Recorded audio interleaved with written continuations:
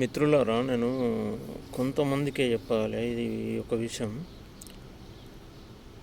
మంచిగా బతుకుతానేమో ఆనికేంది అంటారు, ఏం లేకపోతే నీ అమ్మ వాళ్ళ దగ్గర ఏముంది తీరా అని ఇట్లా అంటారు. బలిసిన లెక్క ఎట్లుంటుంది కదా అని అంటే,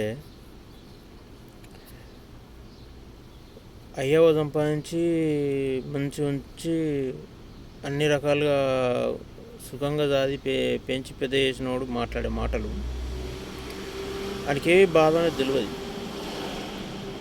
మంచిగా గట్టిగా సంపాదించి పెట్టారు, వీడు తింటాడు, తిరుగుతాడు, ఎంజాయ్ చేస్తాడు, ఎదుటి వారిని ఎవరిని ఎట్లా క్రియాలి, ఏం చేయాలి, లేనివాడిని ఎట్లా చేయాలి, ఏం మాట్లాడాలి వాని గురించి కుంగదోళ్ళ మాటలు, మా మనసు గాయపరిచే మాటలు చాలామందిలో ఇవి ఉంటాయి.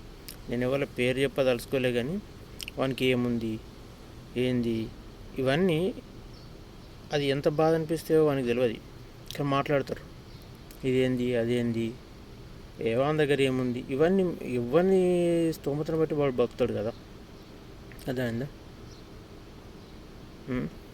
మనం ఇవన్నీ ఆలోచించకంటే సొంతంగా మనం సంపాదించి మనం బతుకుడు అనేది గొప్పతనం. అర్థమైందా? ఇవి కొంతమందికి అర్థం కావు ఈ విషయాలు. నేను ఇవి పర్టికులర్గా ఎందుకు చెప్తున్నా అనేది కొంతమందికి మనసుకు తెలుస్తుంది. కథ ఎందుకు ఇట్లా అనాల్సి వస్తుంది అనేది ఎవరి పేరు చెప్పాల్సిన అవసరం లేదు, కానీ మీకుంటే మీరు దాచుకోరు, కానీ ఎదుటి వాళ్ళు మాత్రం కించపరచకూరి. అర్థమైందా? ఎవరికి ఎంత ఉంటే అంత ఉంటుంది, ఎవరిని సంపాదన అనుకుంటుంది, ఎవరిని బతుకు వాడు బతుకుతాడు. అంతేగాని ఎవరిని కించపరచుడు, ఎగతాళి చేసుడు అటువంటి మానేయరి. చాలామందికి చెప్తున్నాను నేను ఇదే మాట. అవసరం లేదు కదా, నీ బతుకు నువ్వు బతుకు. నీకు ఉండి అయితే ఎవడన్నా నిన్ను అడుగుతా, నువ్వేమన్నా పుక్కళ్ళు ఏమన్నా ఎవరికన్నా ఫ్రీకి ఇవ్వవు కదా. ఎందుకు ఇటువంటి అనవసరపు మాటలు? మిత్రులారా, నేను ఎందుకు వీడియో పెడుతున్నానంటే, మనకున్నది కానీ ఎదుటి వ్యక్తిని మనం కించపరిచి మాట్లాడాల్సిన అవసరం లేదు. ఎవరిని బతుకువాడు భక్తుడు, అనుకున్నవాడే భక్తుడు, లేకున్నవాడే భక్తుడు. ఎవరికి లేకపోతే మనం ఇయ్యం, ఆయన దగ్గర ఉంటే మనం తీసుకోం. అవునా కాదా? ఇది ఎందుకు పెట్టాల్సి వస్తుందంటే, కొంతమంది అన్న మాటలు గుండెల్ని అవి గాయం చేస్తాయి. అందుకే ఈ వీడియో పెట్టాల్సి వస్తుంది.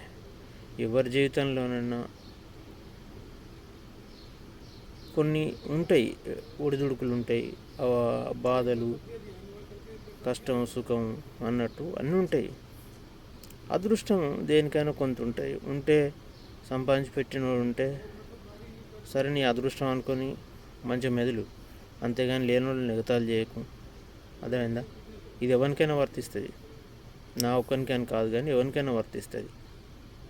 అనే ముందు మనం ఒకసారి ఆలోచించాలి, ఏంది ఎదుటి వ్యక్తి ఏంది, మనం ఏంది, మనం ఇంకోళ్ళ గురించి ఎందుకు మాట్లాడాలి. అర్థమైందా మిత్రులారా?